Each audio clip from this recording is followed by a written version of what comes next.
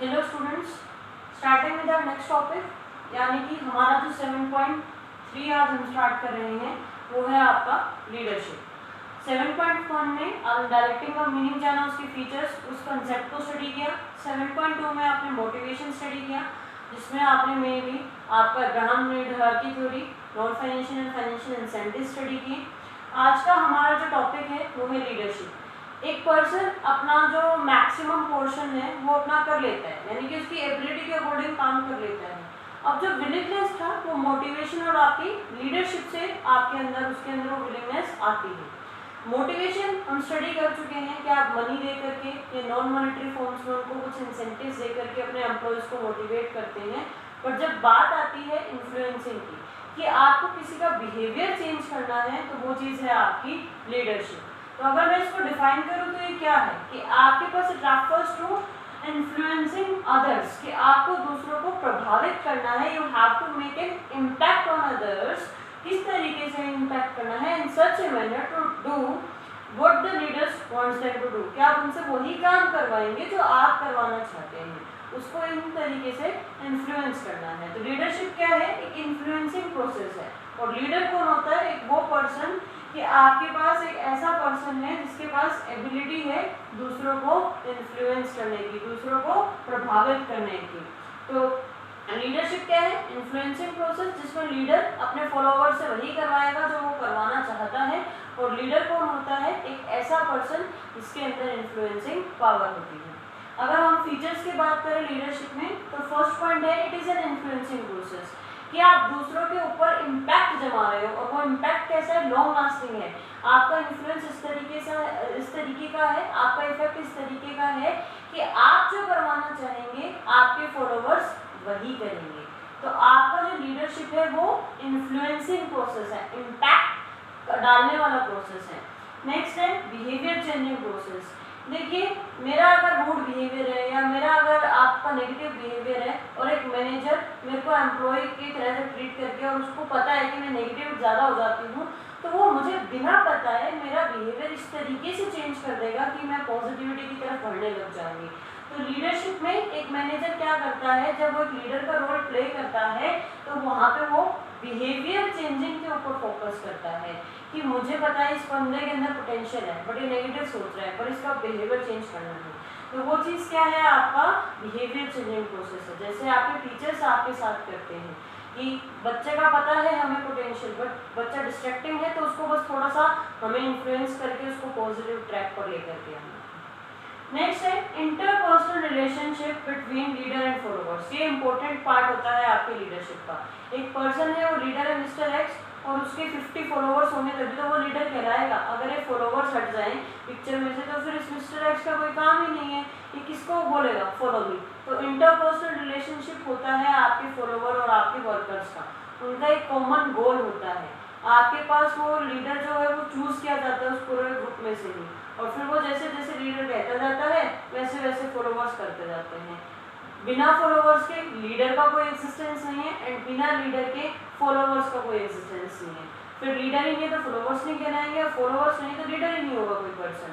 तो interpersonal relationship होता है आपके लीडर और आपके फॉलोअर्स का। नेक्स्ट पॉइंट का है आपका अचीव कॉमन गोल। देखिए, आप दोस्त उसी के साथ बनते हैं जिसके साथ आपकी कोई ना कोई थिंकिंग मैच होती है। आदतें अलग हो या कुछ भी हो, बट एटलीस्ट आपका बेसिक जो नेचर है वो तो आपका मैच होगा, तभी तो आप बोलते हैं ना वो चीज़ें कि हम जैसे हैं हमारे वैसे ही दोस्त बनते हैं। अगर आप देखेंगे एक पर्सन जेंटल पर्सन है तो ऑब्वियस सी बात है वो एक ड्रंकार्ड के साथ तो दोस्ती नहीं करेगा। वो एक ऐसा ही स्टूडेंट ढूंढेगा जो स्टडीज़ में ध्यान रखता हो, या जो कंपटीशन में फाइट रखने में यकीन रखता हो, बल्कि गलत आदतों में नहीं। तो सेम वे आपके लीडर और आपके फॉलोअर्स वही मैच होंगे जिनका एक कॉमन गोल होता है। वो पर्टिकुलरली उस गोल को अचीव करने के लिए फिर आपका लीडर काम करता है। कंटिन्यूस प्रोसेस, यह आपका वन डे प्रोसेस नहीं है, या आपके पास ये ऐसा नहीं है कि सिर्फ स्पेशल ओकेजन पे ही आपको लीडरशिप चाहिए, ऐसा नहीं होता है। आपको through out the work performance आपको इन्फ्लुएंसिंग की ज़रूरत होती है। इस वजह से आपका लीडरशिप जो है वो कंटिन्यूस प्रोसेस होता है। एक मैनेजर एक एम्प्लॉय को एक दिन इम्पैक्ट डाल देगा और ख़त्म, वो चीज़ नहीं है। उस मैनेजर को कंटिन्यूसली, चाहे वो फोर्टनाइटली देख रहा हो, but he has to keep a continuous watch on his subordinate whether the subordinate is performing or not up to the mark। तो वो चीज़ें चेक करने के लिए कंटिन्यूस प्रोसेस की रिक्वायरमेंट होती है। लीडरशिप स्टाइल की जब हम बात करते हैं, लीडरशिप स्टाइल में आपके पास है कि किस तरीके से आपके लीडर्स जो है वो कौन कौन से अटायर में जाकर के अपने फॉलोअर्स को इन्फ्लुएंस करते हैं। 3 लीडरशिप स्टाइल आपको यहाँ पे पढ़ने हैं, आपका ऑटोक्रेटिक, डेमोक्रेटिक और आपके पास फ्री रेंज स्टाइल। आज हम फर्स्ट स्टाइल चूज कर रहे हैं ऑटोक्रेटिक। ऑटोक्रेटिक जैसे कि आपके हिटलर रहे थे, हिटलर के नाम से आप उसको ध्यान रख सकते हैं। आपको एग्जाम्पल नहीं देना हिटलर का यहाँ पे, सिर्फ मैं आपको याद रखने के लिए, मेमोराइज करने के लिए आपको बता रही हूँ कि ऑटोक्रेटिक में जैसे आपके हिटलर थे। तो आपके पास ऑटोक्रेटिक का मतलब क्या होता है कि सब कुछ लीडर का ही काम है, फॉलोअर्स को वहाँ कंसिडर ही नहीं किया जा रहा। जो आपका पूरा शो है वो वन मैन शो होगा, यहाँ पे वो लीडर ही सारा आपके पास रन करता है। तो ऑटोक्रेटिक लीडरशिप स्टाइल क्या है? वो style in which a leader himself thinks he is a one man army, और आपके पास वो वन मैन शो कंडक्ट करते हुए सारा काम करता है। देखिए इसके फीचर्स क्या है। सबसे पहला आता है सेंट्रलाइज्ड अथॉरिटी। सारी डिसीजन मेकिंग पावर एक ही पर्सन के पास होती है और वो है आपके पास आपका लीडर। वो फॉलोअर्स को यहाँ पे कंसिडर नहीं करता है। नेक्स्ट पॉइंट है सिंगल मैन डिसीजन। जब भी कोई डिसीजन मेकिंग की बात आएगी तो वो सारे डिसीजंस आपके पास आपका लीडर ही लेगा। यहाँ पे आपके पास आपका जो डायग्राम बनेगा तो वैसे बनेगा कि लीडर है और उसके नीचे आपके पास आपके फॉलोअर्स हैं, और वो फॉलोअर्स यहाँ पे आपका सारा शो इसके अकॉर्डिंग ही रन कर रहे हैं। यहाँ पे कम्युनिकेशन जो रहेगी वो इसी डायरेक्शन में रहेगी, यानी कि सारे सिर्फ और सिर्फ सिंगल मैन डिसीजन है, नीचे से ऊपर की तरफ कोई भी सजेशन नहीं जाएगा। थर्ड है रॉन्ग बिलीफ रिगार्डिंग एम्प्लॉयज। आपके एम्प्लॉयज के रिगार्डिंग कोई गलत बिलीफ रखता है। क्या रखता है कि एम्प्लॉयज प्यार से नहीं मानते, उनको तो डांट के रखोगे तो ही वो आपका काम करेंगे, उनसे बस काम निकलवाना है, उनसे कोई सजेशंस नहीं सीख करने के। तो इस वजह से वो एक एम्प्लॉयज के रिगार्डिंग जो रॉन्ग बिलीफ होता है वो यहाँ पे आपके पास काम करता है इस पर्टिकुलर लीडरशिप स्टाइल में। नेक्स्ट है ओनली डाउनवर्ड कम्युनिकेशन। जैसा कि आप डायग्राम में देख सकते हैं, मिस्टर एल जो है वो लीडर हैं और A B C D E जो है वो फॉलोअर्स हैं या सबऑर्डिनेट्स हैं। कम्युनिकेशन एल से नीचे की तरफ ही होगी, नीचे से ऊपर की तरफ कोई भी सजेशंस, आइडियाज, कम्युनिकेशन नहीं जाएगा। लीडरशिप स्टाइल पर्टिकुलरली ऑटोक्रेटिक में आपके पास यही रहेगा, सिर्फ और सिर्फ आपकी डाउनवर्ड कम्युनिकेशन होती है। फायदे क्या हैं इस चीज़ के? देखिए ऑटोक्रेटिक लीडरशिप स्टाइल के कुछ फायदे हैं। सबसे पहला था क्विक एंड क्लियर डिसीजंस। जब वन मैन शो है, वन मैन आर्मी है, किसी से कंसल्ट नहीं करना, तो सारे डिसीजन एक सिंगल पर्सन ले रहा है। आपने पर्सनल क्लास में सोलो ओनरशिप पढ़ा भी था, तो जैसे एक सिंगल पर्सन सारे डिसीजन लेता है तो वहाँ पे वो क्विकली डिसीजन ले सकता है, क्योंकि उसको किसी को कंसल्ट करने की जरूरत नहीं है, किसी और से पूछेगा नहीं तो केओस भी नहीं अराइज होएगा माइंड में। तो क्विक एंड क्लियर डिसीजन होंगे। सेकेंड आता है सेटिस्फैक्टरी वर्क। जब आप किसी के ऊपर स्ट्रिक्ट कंट्रोल रखते हैं, आप अपने इंस्ट्रक्शंस के अकॉर्डिंग ही काम कराते हैं।